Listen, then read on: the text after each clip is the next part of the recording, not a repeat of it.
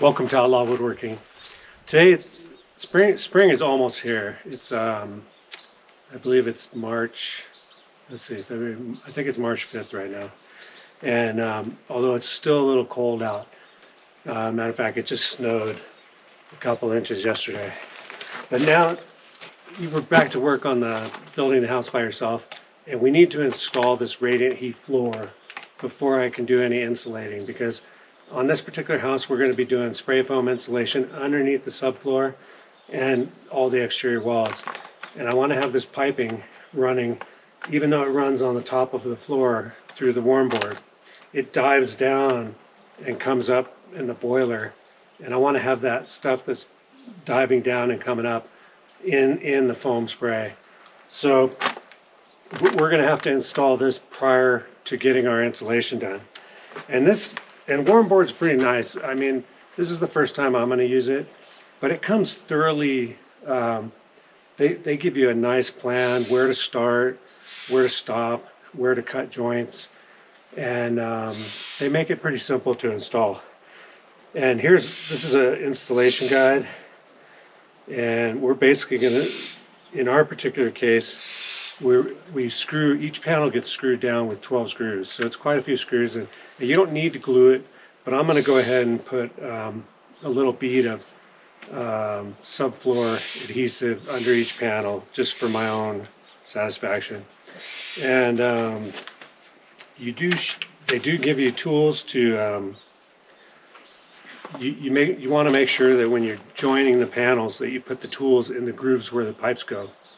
And that enables that you're keeping everything really nice and straight. But anyway, today it's all about, I'll show you the installation guide. I'll show you my particular set of plans, and we'll start installing this. Let's get started. There he goes, it's a working man. He's trying to make a living any way he can. And he'll break his back for $1 or $2. Oh, there ain't no shame in what he do. Oh, work it out. Okay, here's this is a little house. So this is my little plan, and it's got 1, 2, 3, 4, 5. It's got, I think it has 5 zones, 5 or 6 zones. But you can see they lay out all the panels exactly like you need. You know, you don't have to follow it exactly, but it's pretty accurate as far as the quantity of panels they give you. You're meant to use as much of the cutoffs as possible, and in the end, you won't have much left over. And here you can see the panel layout. Now you can see they have. You have return, you have 3 different panels. You have a blank panel that goes under the cabinets. It has no aluminum backing on it. And then you have a curved panel, which is a return supply.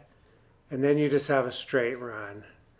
And so you have straight runs, return supply, with basically a loop panel, a straight run, and then a blank panel. So only 3. So it's pretty basic. Once you're done with installing the panels, it gives you a pretty good detail of how to loop all the piping, and it's super simple. It's basically just a supply and a return, and you don't have to necessarily enter and exit where they show, but it gives you a pretty good understanding of how the loops are supposed to go in all these. And I'll show you how I'm doing it in mine, and it's pretty close to their plans. Here's another example of how it loops up into the manifold, and their manifolds are pretty nice.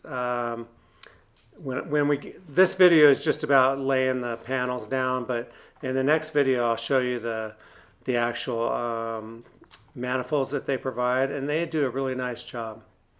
The first thing I do is basically go through and clean all the floors, get any debris off the floor. Then I decide where I'm going to start at, and I decided to start from the left to the right in this particular section. And I basically mark the size of the panel with a with a felt pen and get my screws and everything laid out. I put a bead of caulking under each panel, like a quarter tube of a big, right there you can see I'm using some I think PL 400 subfloor adhesive. And then you can see those little tools that I'm putting in the gap. I basically put those tools between both panels. And I'm also using some shims. So on the 4-foot section, I'm actually shimming it just a little bit, like an eighth of an inch between the panels. So I'm using those two tools for the straight part of the panel to keep the pipes so that when we go to lay the pipe, they'll fit perfectly. And I just continue that process through this whole thing. It's just basically cleaning the floor, putting the subfloor adhesive on, and putting 12 screws per panel. And that seems like a lot of screws, but it really isn't on a it's a 2-foot by 4-foot panel. So it's really, basically screws every 16 inches on the long run, and maybe 12 inches on the short run. But right there you can see I mark it out. I put the caulking down, and then basically grab. The first thing I do when I put it down is I put the tools in the pipe slot. That way it ensures that when I start screwing, I'm right on the money. And basically it's just repetition. This little house is pretty small. It's 1,200 square feet. And this, I want to say, I'm building this house by myself, basically every little step. The only thing I'm not going to do is the spray foam insulation and the drywall. Otherwise, everything else I'm doing myself. And basically, I think this took me, I want to say 4 days to completely do the whole house. And I did make one mistake in the bathroom. So this room right here is just a small little master bedroom, but in the bathroom it has a little closet, and I thought, well, I want the Warmboard to go through that closet. And right here I'm in the bathroom now, and basically what I did was I ran these returns straight through that closet, and that was kind of how it showed on the plan. But what I didn't realize is the way the closet's laid out, the straight runs would go right through that little pony wall of the closet.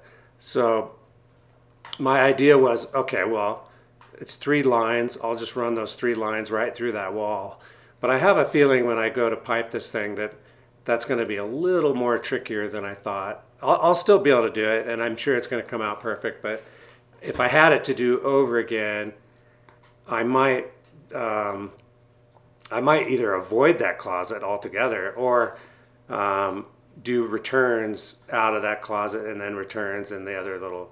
But you end up using a lot of returns if you're doing that small of a thing. But I did on the other side of the building where the boiler room is and the laundry room, I did end up returning back and forth in that little closet. So, and you can still, it gives you the tools to, like, this video is all about just getting all this Warmboard installed.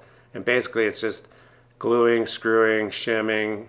And right here, it's real important to cut it upside down. It works out really well if you cut it upside down. And so the panels, actually, it's pretty good. So I sent my plans to Warmboard, and I think I paid them a couple $100, and they engineered the whole thing. And then they also did the whole material list for not only did they engineer it, but they gave me a material list. And I must say, after putting all these boards down, now they tell you, make sure you use all the little scrap pieces, and returns. And I was pretty diligent about that. I mean, when when you've been building houses and work in construction your whole life, you know how to manage material pretty easy. So in the end, I didn't have much left over. I probably had 4 full pieces and a few scrap pieces. So right here you can see I'm making sure to use these scrap pieces in between here. And matter of fact, when I get to the other end of the house, I even use more of the scrap pieces. I just wasn't sure how much I would have left over, so I wanted to make sure that, you know, I followed their plan really good, and it worked out good. Everything so far, laying out these panels. Now this is a radiant subfloor panel. Now they do, if you're doing now this is new construction, but I obviously I have a subfloor underneath it, and you know, right here is where I go into this closet, and which seemed to be pretty smart. But then I thought, see where that straight line is? I thought, well, I'll just go straight through that wall, and it might still work out fine. I don't know. But anyway, like if you're doing, if I planned it out from the very beginning when I first did the subfloor, you can actually use this as your subfloor material, and they come in 4x8 sheets. But on a retro, like what I'm doing over the top of a subfloor, they sell them in 2x4 panels. But this worked out. Right here you can see I'm making sure to use all these little scrap pieces. And I'm actually going underneath that shower pan also. So it was a good thing I never glued that shower pan down, because the shower pan's going to end up going over the panels in the end. In this particular job, what I'm doing is I'm actually going to have this radiant floor, and I'm going to be tiling on top of it. So on top of this warm board, I'm going to be installing a type of hardy backer. I haven't decided which one yet. I know they've came out with a lot of new products lately, so I'm going to research that a little bit. But we've used quite a few different ones, and the hardy backer one seems to be a pretty good one so far. But we'll look and see if there's been any new innovations in that. And right here you can see basically the whole house is ready to go for piping.